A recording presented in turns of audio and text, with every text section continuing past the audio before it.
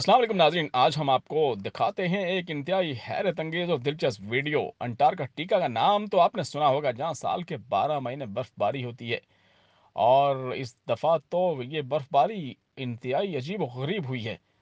Antarctica में सुर्ख रंग की बर्फ पड़ी है, जो इंतहाई हैरत अंगेज़ है और देखने वाले इसको देखते हुए दंग रह गए। एक रिपोर्ट के मुताबिक अंटार्कटिका में बर्फबारी के बाद सड़क जो है वो खून से रंग गई है। कहा यही जा रहा है कि ये जो बर्फबारी हुई है, ये सुर्ख रंग की बर्फबारी हुई है। साइंसदानों का कहना है कि सुर्ख रंग की बर्फ कम सूरज की रोशनी की अक्कासी करती है और तेजी से पिघलने का सबब बनती है।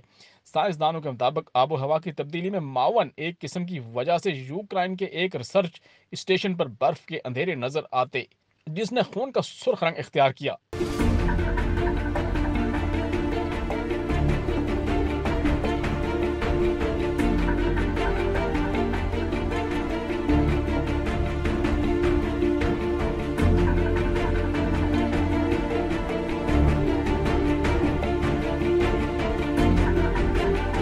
अंटार्कटिका के एक रिसर्च सेंटर में काम करने वाले साइंसदानों ने इसे रा सेरबी बर्फ का नाम दिया है।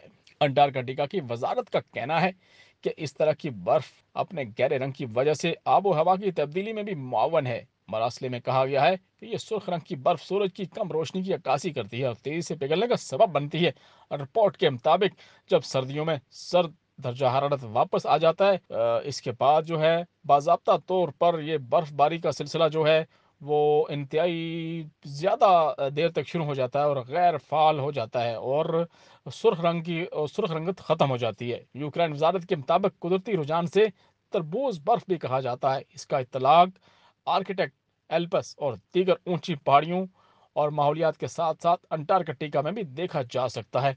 तो ये इंतहाई दिलचस्प और हैरत अंगेज़ बर्फ़बारी हुई है, जिसका रंग जो है वो इंतहाई सुर्ख था और देखने वाले इसको देखते दंग रह गए कि आसमान से सुर्ख रंग के गाले जो है वो ज़मीन के ऊपर पड़ रहे हैं। इससे पहले तो आपने देखा होगा कि वाइट कलर की, सफ़ेद कलर की बर्फबारी होती रही है और सफ़ेद कलर की बर्फबारी तो मशहूर है, लेकिन सुर्ख रंग की बर्फबारी आपने पहली दफ़ा नाम सुना होगा।